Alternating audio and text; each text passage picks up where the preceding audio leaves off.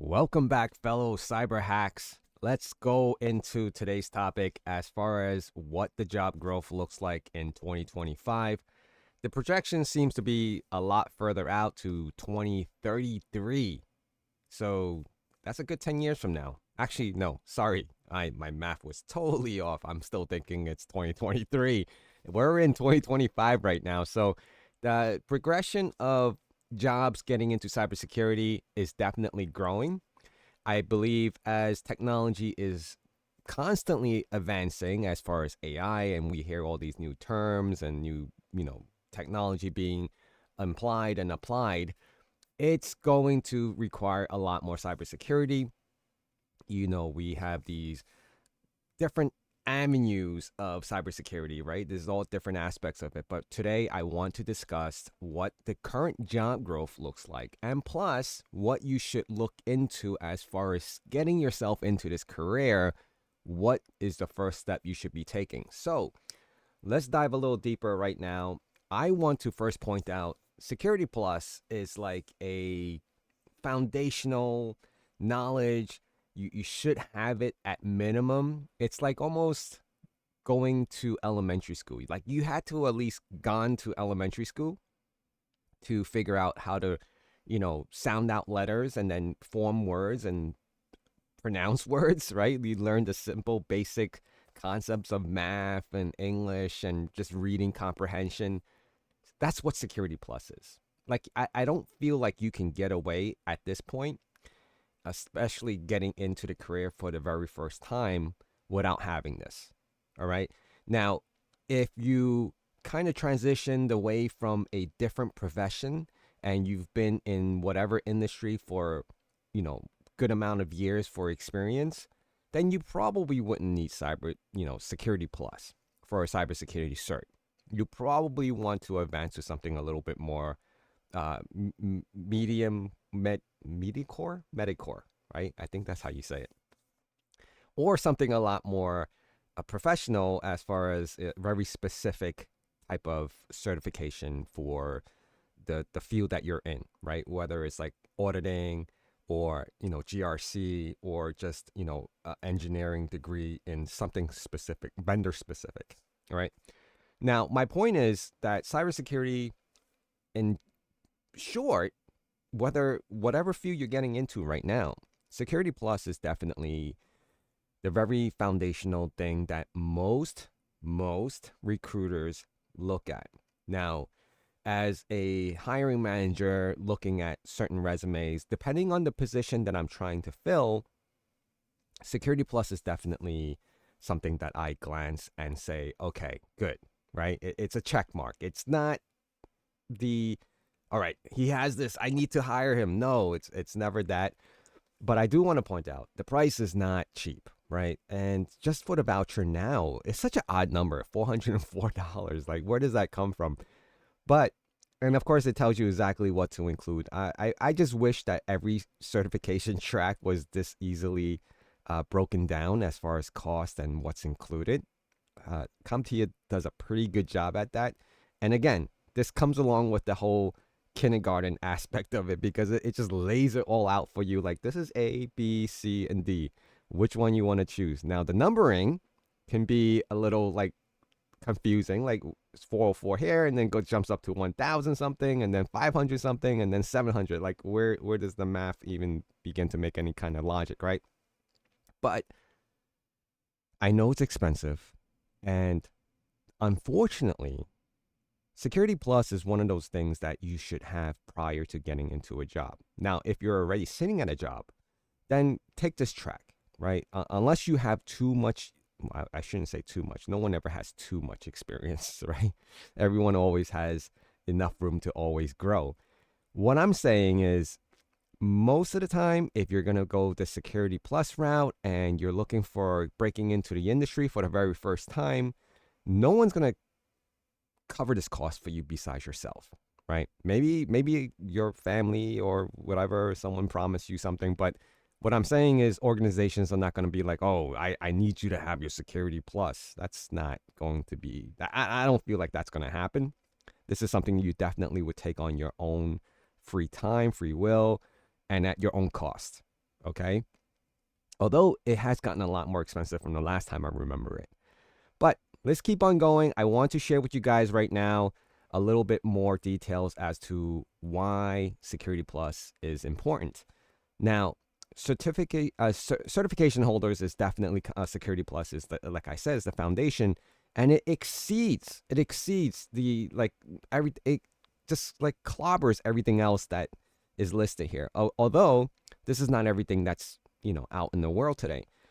Unfortunately, for cybersecurity, it's like it's not one certification that can justify you being a well-rounded cybersecurity professional. Even though CISSP is supposedly the gold standard, it's supposed to depict that, right? Because it had, is it 8 domains or 10 domains now? I forget. But it always goes back and forth, right? I'm pretty sure by another year or so, it'll be like 15 domains, right? Now you have AI, IoTs, and all these other things that, just adding on to cybersecurity. More things to worry about, more things at risk, more threats out there.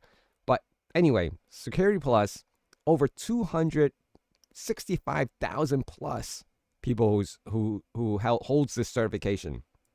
Now, for the job itself, jobs still, even though it's an elementary beginner's certification, a lot of jobs are still requesting this certification that you at minimum at least have Security Plus. So with that being said, is it worth getting Security Plus in 2025? Yes, it's still listed, it's still here, and it's the basic foundational thing. Now, of course, you could jump the gun and say, hey, I have like a year of experience and I'm going into pen testing. I'm going to do the PMPT or the OSCP. Great. You can have that. And as soon as you have that, you can pretty much omit the Security Plus. Like it's at that point, it's no reason to even have the Security Plus. People who's going to glance at your resume or look over your resume at this point, if you have other certifications that easily exceeds over Security Plus, it just, it's progression, right? Because if you pass Security Plus, meaning if you just, omit it from obtaining it, then you get another certification that overlaps it, that has more reputable knowledge as far as experience, then you don't need it. I'm just saying. But if you feel like you want to start somewhere and you want to at least have some type of leverage when you're going into a interview or applying for a job, then yes, if you don't have anything else, then Security Plus should be on your resume at least as minimum. All right, so with that, right now I'm looking at the U.S. Bureau of Labor and Statistics. This is the information security analyst. I've done videos in the past, but I want to point out something a lot more interesting this time, is that right now, right, the market for cybersecurity is looking positive. And I want to show you where I'm seeing that. If you go to Job Outlook,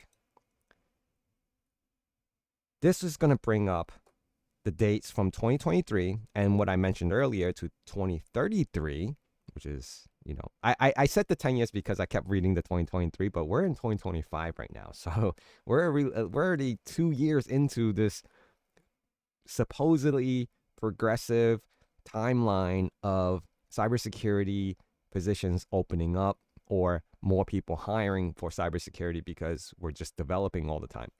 Now, don't get this confused. Information security analyst, it just groups all cybersecurity profession into this grouping. It's not saying specifically you're only an analyst. It can be from CISO all the way down to SOC level 1. So, and everything else in between that. So what I wanted to show you guys right here is this. Information security analyst, so just say cybersecurity, right? Employment in 2023, and then employment in 2033, you can see the progression. Like it's like an additional amount percentage, 33% increase from 2 years ago. We're in 2025 right now. So each year is going to grow. So if we click on get data, this is what we're going to see. Now, the most interesting part, and I wanted to see exactly why is this so significant to us right now? Employment percentage changes. Okay. There was a column that I was looking at. I wanted to point out employment changes from 2023 to 2033.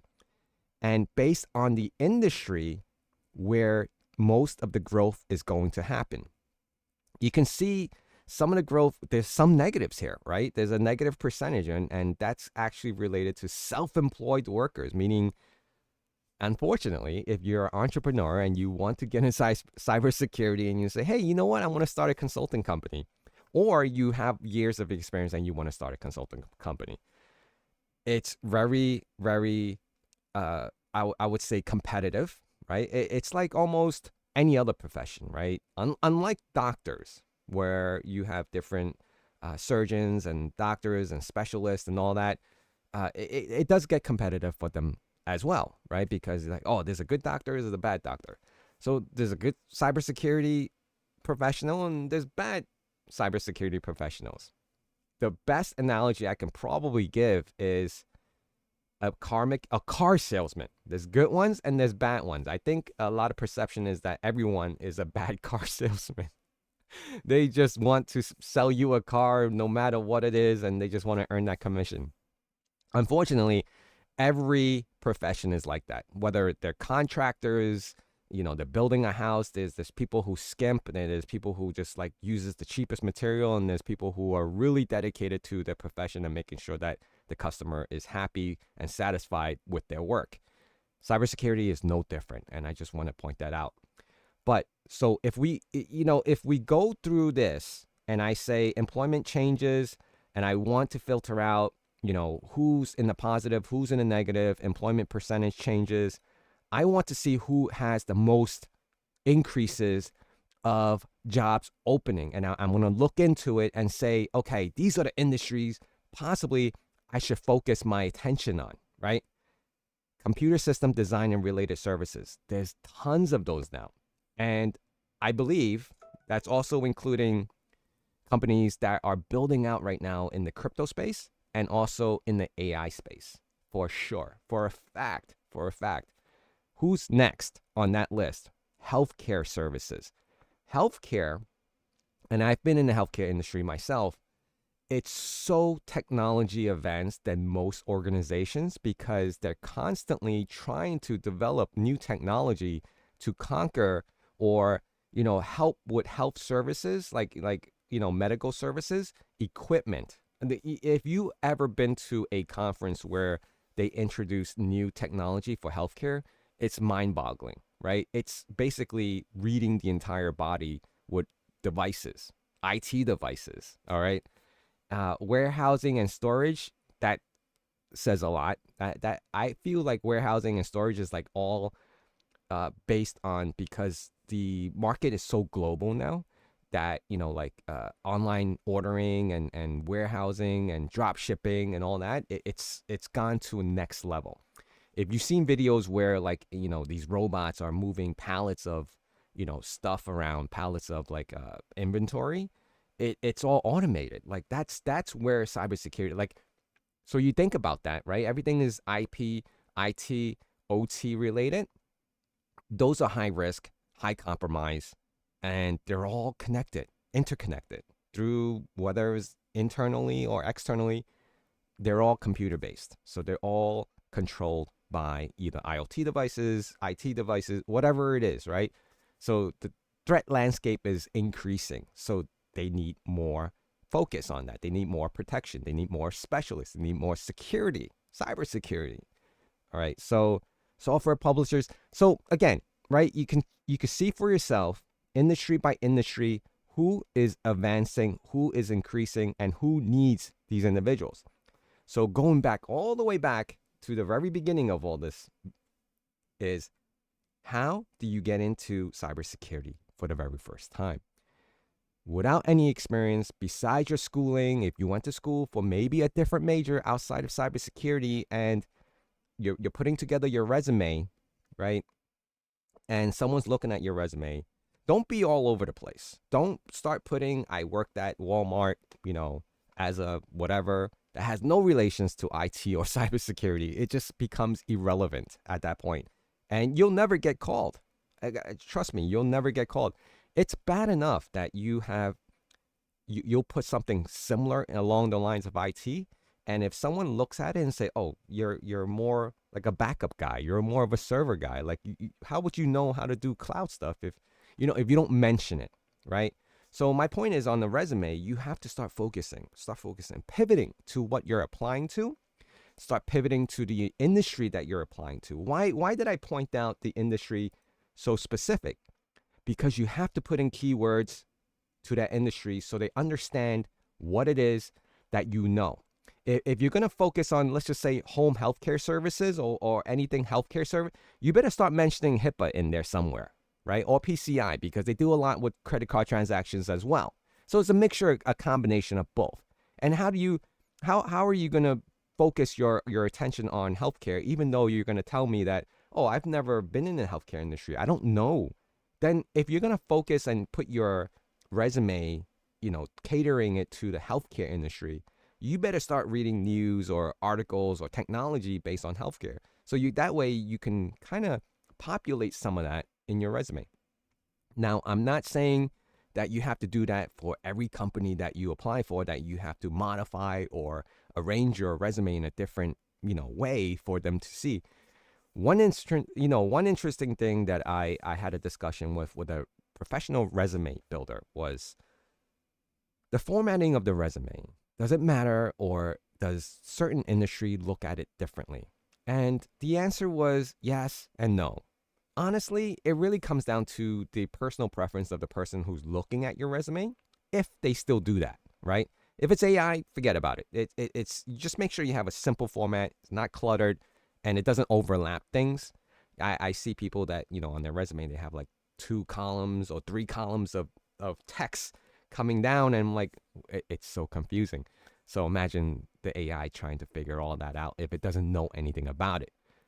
My point is, focus on the industry. Now I've shown you what industry is growing in popularity, or what industry is growing that requires more cybersecurity talent, where you should start off as far as certification wise. And of course, I'll dive deeper as I make more videos into this, but foundational is Security Plus. At a minimum, in 2025, it's still relevant.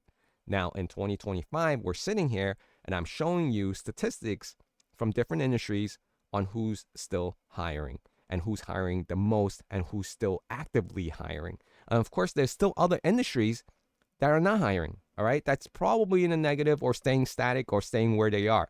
And I haven't even focused on that because I'm not even too concerned with that. Let's just take a quick look. Like right now, if I go here to fossil fuel electric power generation, negative 18%, self-employed workers, negative 12%, electric power generator, motor vehicle parts manufacturing, negative 5%. So that kind of tells me something, right? Let's stay out of the car industry for now. I think there's a transitioning period right now with cars, but let's not all go negative. Let's go into the slightly positives, right? Let's go into the 6.7% increases. Vocational rehabilitation services. I'm not even sure what that is. You can dive a lot deeper into this. Mining, oil and gas extraction. That's interesting. That's very interesting. So there's definitely room for analyzing what industry you're trying to look into. Now, I take this approach a lot more strategic, right? Even amusement, gambling, and recreational industries. That's casinos. Like, there's still a growth in casinos. You know why? And I could tell you from based on my experiences, it's not just land-based casinos. It's not just casinos that there's definitely more opening up, but the online presence for online sports betting, online gambling has been like through the roof, right? It's definitely a trend that everyone's becoming very, very competitive. Now, being competitive in its own industry is one thing, but growth in general for that industry is because it still has relevance and it has popularity. All right. So what I'm saying is, don't go blindly into a job search engine and then just start throwing your resume out there. focus on different industries so you understand it, if there's even a growth there. Just because you see a listing or posting for a job for a specific place, and you don't automatically think that, oh yeah, the entertainment industry is looking for a cybersecurity director, and wow, yeah, they're definitely growing because you see one company hiring. But look deeper into that. Look deeper into that industry. Are there more jobs than just that one director? Is it because that one director retired? Or is that one director that they just decided to grow out cybersecurity all of a sudden, and they're gonna hire like a team of like 12 guys to join this industry, right? You have to kind of start nitpicking and seeing what industry is actually worth it for you. So with all that being said, I just wanted to share that with you. Hopefully this is helpful to any of you guys watching this and trying to get into cybersecurity for the first time. Anyone that has experience in a particular industry now, a lot of hiring managers or a lot of recruiters, they fixate you to having experience in that industry. One example, and I'll leave it here, is that let's just say you have experience working for a law firm. A lot of recruiters, hiring agencies, HR will say, oh, good, you have experience in law firms. That's what we do. We need someone that we don't have to babysit throughout their whole, transition period from coming to one job to another. You have that experience, and they try to fixate that and they focus on you. I have certain experience, skills, whatever you want to call it. And if a hiring manager saw me and my resume and where I've been, they'll be like, okay, great. You're more experienced. We don't need to babysit you. You should know what all these terms are. You know how we are, or what our culture is in general as far as the type of industry. So I'll leave it at that. Hopefully you guys could understand. If you have any questions, please comment or email me and I'll get back to you. I'll do my best to get back to you. Thank you guys for being here and take care.